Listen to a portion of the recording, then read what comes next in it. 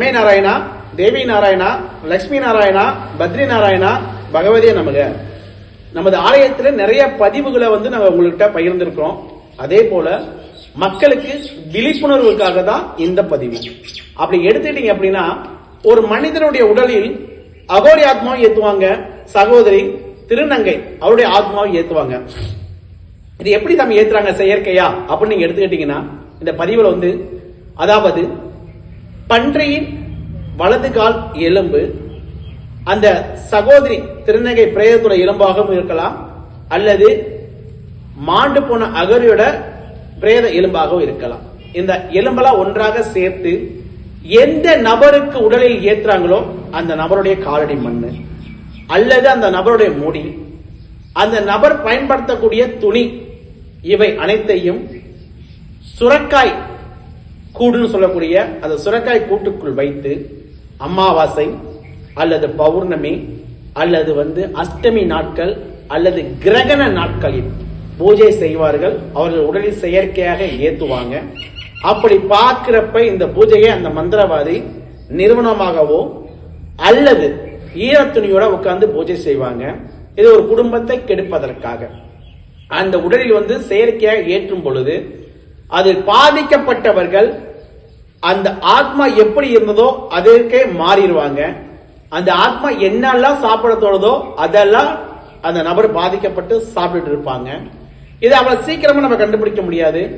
இது கோயிலுக்கு போறப்ப விலகிக்கும், வீட்டுக்கு போறப்ப மறுபடியும் வந்துடும். அந்த வீட்டை அதோடைய கட்டுக்குள்ள கொண்டு வந்துடும். உங்க குலதெய்வத்தை வெளியில போயிடும். உங்க குலதெய்வத்தையும் கட்டிடுவாங்க, உங்க இஷ்ட தெய்வத்தையும் கட்டிடுவாங்க. அதே போல உங்க வீட்டுல அந்த பிரேத ஆத்மாகப்பட்டது நிறைய கெட்ட சக்திகளை தான் வீட்டுல கொண்டு வைக்கும். சுடுகாட்டில் இருக்கக்கூடிய அனைத்து வகையான ஆத்மாக்களையும் அது கொண்டுட்டு வந்துடும். இடைக்காட்டில் இருக்கக்கூடிய ஆத்மாக்களையும் அதை கொண்டுட்டு வந்துடும். இந்த மாதிரி பாதிக்கப்படுறப்ப அவர்கள் அவங்களை அறியாம நிறைய வாழ்க்கை நடைமுறைகளை நீங்க பார்க்கலாம். இதுல பூசாரிகளும் பாதிக்கப்படுறாங்க, சிறு பிள்ளைகளும் பாதிக்கப்படுறாங்க. இந்த மாதிரி பிரேத ஆத்மா, அதாவது சகோதரி திருநங்கையோட ஆத்மாக இருந்தாலும் சரி, அல்லது அகோரிகள் ஆத்மா ஒருத்தர் உடல்ல இருந்தாலும் சரி, அவங்க அதிகமாக அசைவத்தை சாப்பிடுவாங்க. இதில் பாதிக்கப்பட்ட யாராக இருந்தாலும் சரி, அவங்க தூங்க மாட்டாங்க, குளிக்க மாட்டாங்க. அதே மாதிரி அவங்க உடல்ல நாற்றம் அடிக்க, துர்நாற்றம் அடிக்க ஆரம்பிக்கும். கைகாலெல்லாம் அறுத்துக்குவாங்க, கிழிச்சுக்குவாங்க, தற்கொலை பண்ணிக்க கயிறு எடுத்துட்டு போய் தற்கொலை மாட்டிக்குவாங்க. இந்த மாதிரிலாம் பாதிப்பு ஏற்படுத்தும். கத்தி எடுத்துட்டு குத்துவாங்க, நான் உன குத்த போறேன் அப்புறம் கத்தி எடுத்துட்டு குத்துவாங்க.